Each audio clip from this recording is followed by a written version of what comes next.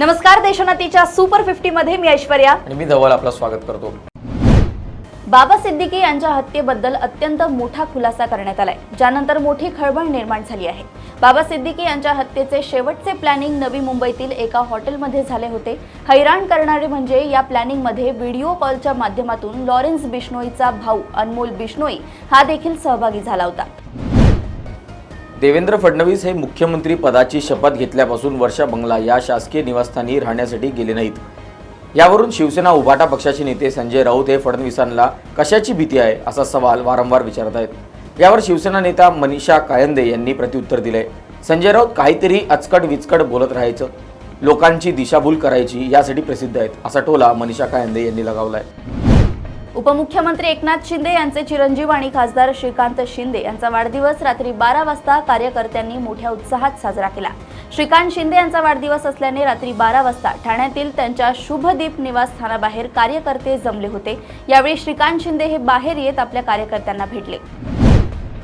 दोडामार्ग बेळगाव कोल्हापूरला जवळचा मार्ग असलेल्या तिलारी घाटातील धोकादायक जयकर पॉइंट उतारावर एका ठिकाणी संरक्षण कठडा रस्ता खचलाय। बांधकाम विभाग चांदगड कोल्हापूर यांनी टेंडर काढले।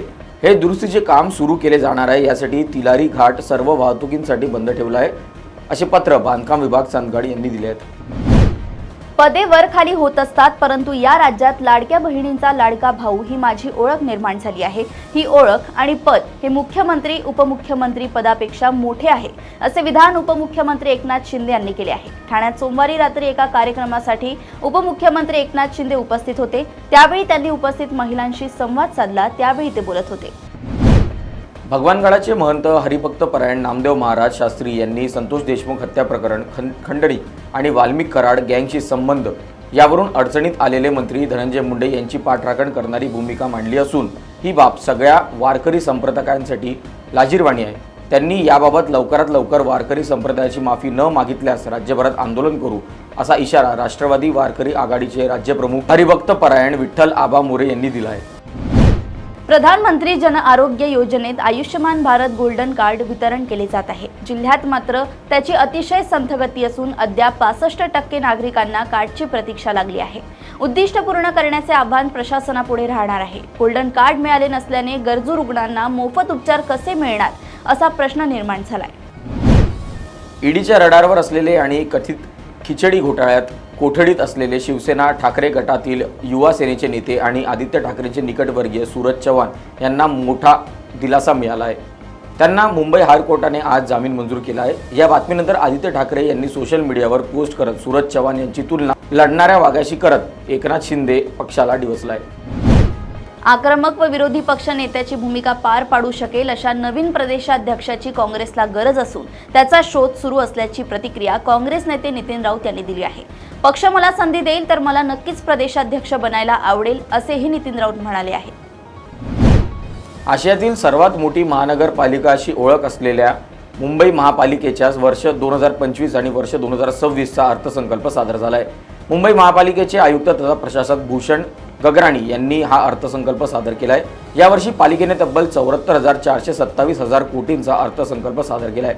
मागील वर्षीच्या म्हणजे वर्ष 2024 ते 25 च्या अर्थसंकल्पाच्या तुलनेत 14.19% वाढ करण्यात आली आहे। मसाजोग गावचे सरपंच संतोष देशमुख हत्या प्रकरण आणि खंडणी प्रकरणातील आरोपी वाल्मिक कराड याचा कोठडीतील मुक्काम आणखी काही दिवस वाढणार आहे। वाल्मिक कराड याला 22 जानेवारी बीड विशेष न्यायालयाने 14 दिवसांची कोठडी सुनावली होती। या कोठडीची मुदत मंगळवारी संपत आहे। मात्र वाल्मिक कराड याला आज न्यायालयात हजर न करताच त्याची न्यायालयीन कोठडी आणखी 14 दिवसांनी वाढवली आहे। राज्यातील लाडकी बहीण योजनेतील महिला लाभार्थी सुमारे 2.5 कोटींपर्यंत पोहोचल्या असून यामध्ये निकषांची पूर्तता न करणाऱ्या महिलांची संख्या अधिक असल्याची शक्यता वर्तवली जात आहे। आता यासाठी अंगणवाडी सेविका घरोघरी जाऊन पडताळणी करणार आहेत। बीड जिल्हा नियोजन समितीच्या निधी वाटपात दुजाभाव झाल्याचा आरोप विरोधकांकडून मंत्री धनंजय मुंडे यांच्यावर करण्यात आला होता। याबाबत पालकमंत्री तथा उपमुख्यमंत्री अजित पवार हे ॲक्शन मोडमध्ये आल्याचं दिसतंय। सदर प्रकरणी 3 सदस्यीय चौकशी पथक समिती गठीत करून एका आठवड्यात अहवाल सादर करण्याचे आदेश अजित पवार यांनी दिले आहेत। केंद्रीय अर्थमंत्री निर्मला सीतारमण यांनी शनिवारी देशाचा अर्थसंकल्प सादर केला। मोदी सरकारच्या तिसऱ्या कार्यकाळात पहिला अर्थसंकल्प महाराष्ट्रातील रेल्वे प्रकल्पांसाठी भरीव तरतूद करण्यात असल्याची माहिती केंद्रीय रेल्वे मंत्री अश्विनी वैष्णव यांनी सोमवारी दिली आहे. तसंच काँग्रेस सरकारच्या तुलनेत हा निधी तब्बल 20 पट अधिक असल्यानं महाराष्ट्रातील रेल्वे प्रकल्पांना मोठी चालना मिळणार असल्याचंही ते म्हणाले. नागपूरमध्ये 2 वेगवेगळ्या घटनेत विद्यार्थ्यांनी आत्महत्या केल्याचा प्रकार पुढे आलाय. यातील पहिल्या घटनेत आईने मोबाईलसाठी रागवल्याने एका विद्यार्थिनीने टोकाचे पाऊल उचलत आत्महत्या केली. ही घटना पारडी पोलीस ठाण्याच्या हद्दीत घडली असून यातील 17 वर्षीय विद्यार्थिनीने ही आत्महत्या केली आहे. उत्तर प्रदेशमधील महाकुंभ मेळाव्याला जाणाऱ्या भाविकांसाठी महत्त्वाची बातमी समोर आली आहे. रेल्वेच्या दक्षिण पश्चिम विभागाकडून विशेष गाडी सुरू करण्यात आली आहे. 14 फेब्रुवारी, 21 फेब्रुवारी आणि 28 फेब्रुवारी रोजी हुबळी बनारस हुबळी ही विशेष एक्सप्रेस मिरजमधून दुपारी 1:35 धावणार आहे. 28 लाख रुपये बक्षीस असलेल्या एका वरिष्ठ कॅडरच्या नक्षलसह एक एरिया कमिटी मेंबर आणि 2 सदस्यांनी गडचिरोली पोलीस आणि CRPF दलासमोर सोमवारी आत्मसमर्पण केले. अशोक सडमेट उर्फ चंद्रशेखर, वनिता झोरे, साधू मोहनदा आणि मुन्नी कोरसा अशी आत्मसमर्पण केलेल्या नक्षलवाद्यांची नावं आहेत. शेततळी होती ती काम झालेली नाहीत. घरकुली, विहिरी अशी बरीच प्रकरणं त्यात आहेत. हे पाप झाकणार नाही, कोणताही माणूस त्याला जवळ करणार नाही, असं मनोज जरांगे पाटील धनंजय मुंडेंबद्दल म्हणाले. भगवान गडाने धनंजय मुंडे यांचा पाठिंबा काढून घ्यावा असं अंजली दमाने म्हणाले. त्यावर त्यांनी पाठिंबा ठेवावा किंवा काढावा, आम्हाला काय करायचंय, जे काही आहे ते आज राज्याला दिसतंय असं मनोज जरांगे पाटील म्हणाले. महाराष्ट्र विधानसभेच्या निवडणुकीत सायंकाळी 6 वाजल्यानंतर झालेल्या मतदानाबाबत मुंबई उच्च न्यायालयानं केंद्रीय निवडणूक आयोग, राज्याचे मुख्य निवडणूक अधिकारी, केंद्र सरकार यांना नोटीस बजावली आहे. 2 आठवड्यात याबाबत बाजू मांडून खुलासा करण्याचे निर्देश न्यायालयाने दिले आहेत. इतिहासातील छत्रपती शिवाजी महाराज यांच्या आग्र्याहून सुटकेच्या प्रसंगावरून एका ज्येष्ठ मराठी अभिनेत्याने केलेलं वक्तव्य सध्या चांगलंच चर्चेत आहे. आग्र्याहून सुटका करून घेण्यासाठी छत्रपती शिवाजी महाराजांनी कोणत्याही पेटाऱ्यांचा वापर केला नव्हता, तर त्यांनी चक्क औरंगजेबाच्या सरदारांना लाच दिली होती, असं वादग्रस्त वक्तव्य अभिनेते राहुल सोलापूरकर यांनी केलंय. छत्रपती शिवाजी महाराज यांनी आग्र्याहून सुटकेसाठी पेटाऱ्यांचा वापर केला नव्हता, तर औरंगजेबाच्या सरदारांना लाच दिली होती, असा खळबळजनक दावा ज्येष्ठ अभिनेते राहुल सोलापूरकर यांनी केला होता. त्यांच्या या वक्तव्याने राज्यात नवीन वादाला तोंड फुटलंय. या लोकांना वेड लागलंय का, असा संतप्त सवाल छगन भुजबळ यांनी उपस्थित केलाय. रायगड जिल्ह्यातील पेण तालुक्यात वरवणे येथील शासकीय आश्रमशाळेतील 4थी मध्ये शिकणाऱ्या आदिवासी विद्यार्थिनीचा मृत्यू झालाय. पूर्वी कोणताही आजार नसलेल्या 4थी इयत्ती शिकणाऱ्या विद्यार्थिनीला कुसुम योजनेत कुष्ठरोगी ठरवण्यात आलं. त्याबाबत आरोग्य विभागाने त्या मुलीच्या पालकांना कळवलं नाही. तसंच आश्रमशाळेच्या माध्यमातून देखील मुलीच्या पालकांना कळवलं नाही. तिच्या मृत्यूस शासकीय आदिवासी आश्रमशाळा तसेच आरोग्य विभाग दोषी असून त्यांच्यावर कारवाई करण्यात यावी अशी मागणी पालकांनी केली आहे. राज्यसभेच्या खासदार सुनेत्रा पवार यांची तालिका अध्यक्ष म्हणून निवड करण्यात आली आहे. लोकसभा निवडणुकीत पराभूत झाल्यानंतर राष्ट्रवादी काँग्रेस पक्षाकडून त्यांना राज्यसभेवर पाठवण्यात आले. पहिल्याच टर्ममध्ये त्यांच्यावर महत्त्वाची जबाबदारी सोपवण्यात आली आहे. राज्यसभेतील चर्चेला योग्य दिशा देणे, संसदीय कामकाजाची शिस्त कायम राखणे आणि सभागृहाचे कामकाज सुरळीत पार पाडणे यासाठी सुनेत्रा पवारांची महत्त्वपूर्ण भूमिका असेल. यंदाच्या केंद्रीय अर्थसंकल्पात राज्यातील रेल्वे प्रकल्पांसाठी 23,775 कोटींच्या निधीची तरतूद करण्यात आली आहे. वंदे भारत एक्सप्रेसच्या धर्तीवर मुंबईकरांसाठी आरामदायी प्रवास आणि अधिक चांगले वायुविजन अशा वैशिष्ट्यांसह नव्या रचनेतील मुंबई उपनगरी रेल्वेची बांधणी करण्यात येणार आहे, अशी घोषणा रेल्वे मंत्री अश्विनी वैष्णव यांनी केली आहे.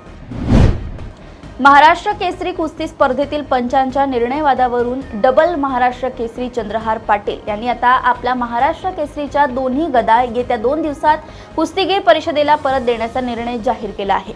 डबल महाराष्ट्र केसरी चंद्रहार पाटील यांच्यावर 2009 साली महाराष्ट्र केसरी कुस्ती स्पर्धेत अन्याय झाला होता, अशी पैलवान काका पवार यांनी कबुली दिली आहे. उद्या म्हणजेच बुधवारी 5 फेब्रुवारीला दिल्लीत विधानसभेच्या जागांसाठी मतदान होणार आहे आणि आता निवडणुकीचा प्रचार संपलाय. त्याआधी दिल्लीत हाय व्होल्टेज ड्रामा सुरूच आहे. सीएम आतिशी यांनी प्रथम रमेश बिधुरी आणि त्यांच्या मुलांवर आरोप केले. काल रात्री गोविंदपुरीमधील झालेल्या गोंधळाबाबत दिल्ली पोलिसांनी सीएम आतिशी यांच्या विरोधात गुन्हा दाखल केला आहे. झिरोधाचे सीईओ नितीन कामथ यांनी अमेरिकेचे राष्ट्राध्यक्ष डोनाल्ड ट्रम्प यांच्या धोरणावर चिंता व्यक्त केली आहे. राष्ट्राध्यक्ष डोनाल्ड ट्रम्प ज्या प्रकारे टॅरिफ लादतायत आणि इतर देशांबद्दल विधाने करतायत, त्यावरून असं वाटतंय की आपण सगळे अमेरिका साम्राज्याचे भाग आहोत. टेरिफ लागू करण्यासंदर्भातील ट्रम्प यांच्या या भूमिकेमुळे असं दिसून येत आहे की इतर राष्ट्रे केवळ US धोरणाच्या अधीन आहेत, असं म्हणत नितीन कामथ यांनी डोनाल्ड ट्रम्प यांच्या अमेरिका फर्स्ट व्यापार धोरणाच्या परिणामाच्या पार्श्वभूमीवर चिंता व्यक्त केली आहे. सत्तेवर येताच घेतलेल्या अनेक महत्त्वाकांक्षी निर्णयांपैकी एक असलेला आयात शुल्काच्या निर्णयाबाबत अमेरिकेचे राष्ट्राध्यक्ष डोनाल्ड ट्रम्प यांनी कॅनडाला दिलासा दिला आहे. कॅनडाचे पंतप्रधान जस्टिन ट्रुडो यांच्याशी चर्चा केल्यानंतर डोनाल्ड ट्रम्प यांनी सोमवारी कॅनेडियन वस्तूंवरील प्रस्तावित कर 30 दिवसांसाठी स्थगित करण्याचा निर्णय घेतला आहे. समाजवादी पार्टीच्या खासदार जया बच्चन यांच्या एका वक्तव्यावरून मोठा वाद निर्माण झालाय. महाकुंभमध्ये चेंगराचेंगरीतील मरण पावलेल्यांचे मृतदेह नदीत फेकून दिल्यामुळे उत्तर प्रदेशात प्रयागराजच्या नदीचं पाणी दूषित झालंय, असा विचित्र दावा जया बच्चन यांनी केला. त्यांच्या या वक्तव्याचा विश्व हिंदू परिषदेने समाचार घेतलाय. विश्व हिंदू परिषदेने जया बच्चन यांच्या अटकेची मागणी केली आहे. आदिवासी समुदायातील भाजपाच्या खासदारांनी राज्यसभेच्या सभापतींना पत्र लिहून खासदार सोनिया गांधी यांच्यावर शिस्तभंगाची कारवाई करण्याची मागणी केली आहे. राज्यसभा खासदार सोनिया गांधी यांनी राष्ट्रपतींबद्दल वापरलेले शब्द त्यांच्या उच्चभ्रू आणि आदिवासी विरोधी मानसिकतेचं प्रतीक असल्याची टीका भाजपाच्या आदिवासी खासदारांनी केली आहे. डोनाल्ड ट्रम्प प्रशासनाने कागदपत्र नसलेल्या स्थलांतरितांविरुद्ध तीव्र कारवाई सुरू केली आहे. त्यानुसार अमेरिकेत बेकायदा राहणाऱ्या स्थलांतरितांना पुन्हा भारतात पाठवले जात आहे. अशा स्थलांतरितांना घेऊन जाणारे अमेरिकेचे लष्करी विमान भारताकडे रवाना झाले आहे. उत्तराखंड नंतर आता गुजरातमध्येही समान नागरी संहिता आणण्याची तयारी सुरू झाली आहे. यासाठी गुजरातचे मुख्यमंत्री भूपेंद्र पटेल आणि गृहमंत्री हर्ष संघवी यांनी संयुक्त पत्रकार परिषद घेतली. यावेळी मुख्यमंत्र्यांनी याबाबत घोषणा केली. मुख्यमंत्र्यांनी UCC बाबत समिती स्थापन केली असून सर्व धर्मांच्या प्रमुखांशी चर्चा करून समिती अहवाल देईल, असं ते म्हणाले. देशात 9 राज्यांतील वाघांना तस्करांनी टार्गेट केल्याच्या पार्श्वभूमीवर वन्यजीव गुन्हे संस्थेने 34 व्याघ्र प्रकल्पांना धोक्याचा इशारा जारी केलाय. यात महाराष्ट्रातील सह्याद्री, ताडोबा आणि पेंच या व्याघ्र प्रकल्पातील वाघांचे अस्तित्व जीवानिशी आले आहे. वाघांना धोका निर्माण झाल्याच्या पार्श्वभूमीवर दिल्ली येथील वन्यजीव गुन्हे नियंत्रण ब्युरोचे सहसंचालक डॉ. मनोज कुमार यांनी 1 फेब्रुवारी रोजी व्याघ्र प्रकल्प संचालकांना पत्र पाठवून अलर्ट केलंय. केंद्रीय वित्तीय सेवा सचिव M. नागराजू यांनी सोमवारी पत्रकार परिषद घेतली. या पत्रकार परिषदेत त्यांनी केंद्रीय अर्थमंत्री निर्मला सीतारामन यांनी अर्थसंकल्पात जाहीर केलेल्या प्राप्तिकरासंदर्भातील बदलांचा काय फायदा होणार हे सांगितलं आहे.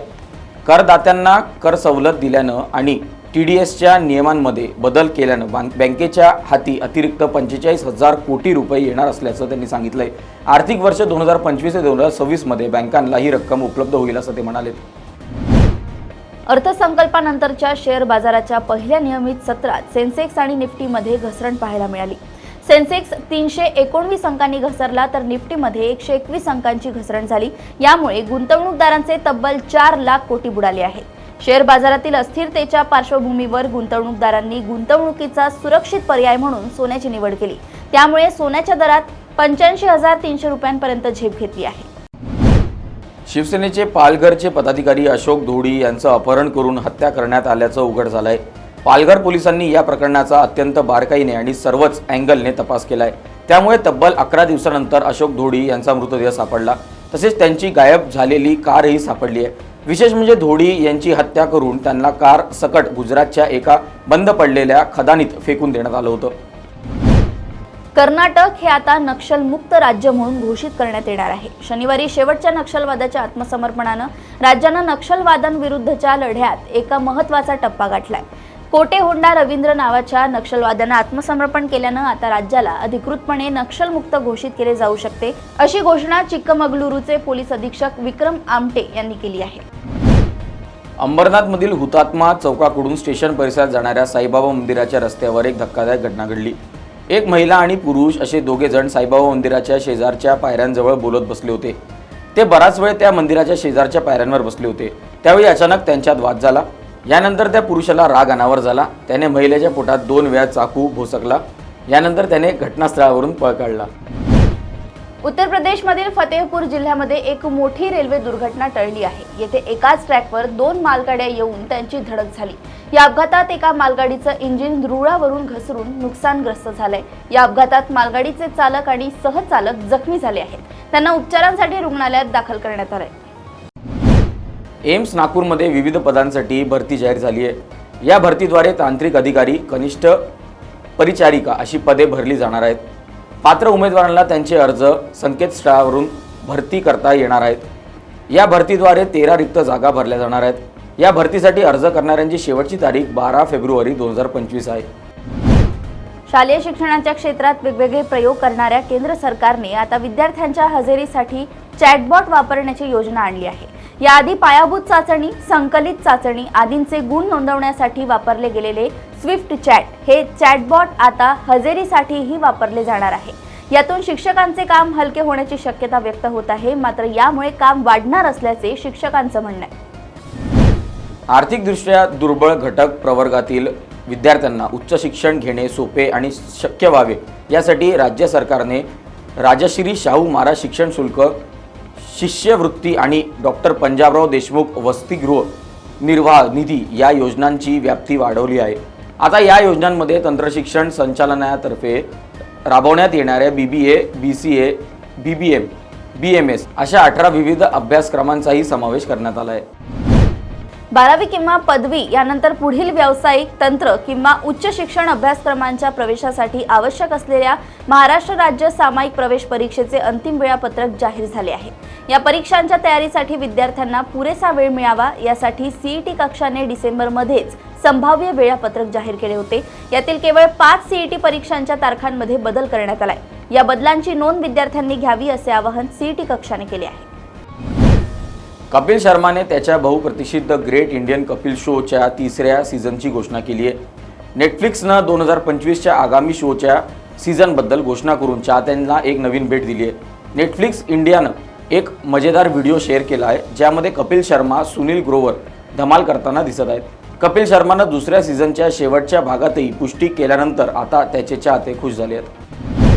बॉलिवूडमध्ये सध्या अनेक स्टार किड्सनी एंट्री घेतली आहे. या चर्चेच्या पार्श्वभूमीवर शाहरुख खानचा मुलगा आर्यन खान मात्र अभिनयाच्या वाटेने न जाता थेट दिग्दर्शनात पदार्पण करतोय. रोमॅन्सचा बादशाह शाहरुख खानचा मुलगा सिरीजच्या माध्यमातून दिग्दर्शक म्हणून काय कमाल दाखवेल याकडे संपूर्ण इंडस्ट्रीचं लक्ष लागलंय. समय रैना हा त्याच्या इंडियाज गॉट लेटेंट या कॉमेडी शोसाठी लोकप्रिय आहे. इंडियाज गॉट लेटेंटच्या या यूट्यूबवरती प्रसारित होणाऱ्या शोमध्ये इंडियाज गॉट लेटेंटचा एपिसोड प्रदर्शित करण्यात आलाय ज्यामध्ये अरुणाचल प्रदेशमधील जेसी नबाब नावाची एक महिला स्पर्धक सहभागी झाली आहे. जेसीने परफॉर्म करताना तिच्या राज्याबाबत चुकीचं विधान केलं ज्यामुळे तिच्या अडचणीत वाढ होताना दिसत आहे. हा व्हिडिओ व्हायरल झाल्यानंतर एका व्यक्तीने जेसी विरोधात तक्रार देखील दाखल केली आहे. कलर्स मराठीने आता महत्त्वाची घोषणा केली आहे. आता फेब्रुवारी महिन्यातच पुन्हा एकदा बिग बॉस मराठी दाखवला जाईल. कलर्स मराठीने याबाबत अधिकृतपणे घोषणा केली आहे. कलर्स मराठीने एक महत्त्वाची घोषणा केली ज्या घोषणेचे अनेक अर्थ काढले जात आहेत. कारण या घोषणेतून बिग बॉस मराठीचा नवीन सीझन येणार की जुना सीझन पुन्हा एकदा दाखवला जाणार हे स्पष्ट होत नाहीये. गेल्या 1.5 दशकापासून श्रीलंकेच्या क्रिकेट संघाची सेवा करणाऱ्या दिमुथ करुणारत्नेने निवृत्तीची घोषणा केली आहे. तो गायले स्टेडियमवर ऑस्ट्रेलिया विरुद्धच्या 2ऱ्या कसोटी सामन्यानंतर निवृत्त होईल. करुणारत्नने सलामीवीर फलंदाज म्हणून आपली ओळख निर्माण केली आहे आणि ऑस्ट्रेलिया विरुद्धचा हा आगामी सामना त्याचा कसोटी कारकिर्दीतील 100वा कसोटी सामना असेल. नागपूर वनडे सामन्यात भारताच्या तयारी किती झाली आहे हे दिसून येईल. पण या सामन्यापूर्वीच टीम इंडियाच्या एका सदस्याला नागपूर पोलिसांनी पकडलं. त्याला पकडण्याचं कारण असं की तो टीम इंडियाच्या सदस्यांपासून वेगळा होता. हा सदस्य दुसरा तिसरा कोणी नसून भारतीय संघाचा थ्रोडाऊन स्पेशालिस्ट रघु होता. पोलिसांनी तो कोणीतरी चाहता असल्याचं समजून त्याला अडवलं. थोड्या वेळाने जेव्हा पोलिसांना त्याचं म्हणणं पटलं तेव्हा त्यांनी त्याला सोडून दिलं. अजिंक्य राहणेच्या नेतृत्वाखालील मुंबई संघ 8 ते 12 फेब्रुवारी दरम्यान हरियाणा विरुद्ध उपांत्यपूर्व फेरीची सामना खेळेल. हा सामना बन्सीलाल क्रिकेट स्टेडियमवर खेळला जाईल. आता मुंबईने या क्वार्टर फायनल सामन्यासाठी आपला संघ जाहीर केला आहे आणि त्यात एकूण 18 खेळाडूंचा समावेश करण्यात आला आहे. विशेष म्हणजे सूर्यकुमार यादव आणि शिवम दुबे यांनाही संघात स्थान देण्यात आलं आहे. या दोघांव्यतिरिक्त मुंबईने श्रेयस गुरवच्या जागी हर्ष तन्नाचा संघात समावेश केला आहे. तर या होत्या सध्याच्या घडीच्या सुपर 50 बातम्या. अशाच बातम्या बघण्यासाठी देशोन्नतीला लाईक, शेअर आणि सबस्क्राईब करा आणि पाहत राहा देशोन्नती. नमस्कार. नमस्कार.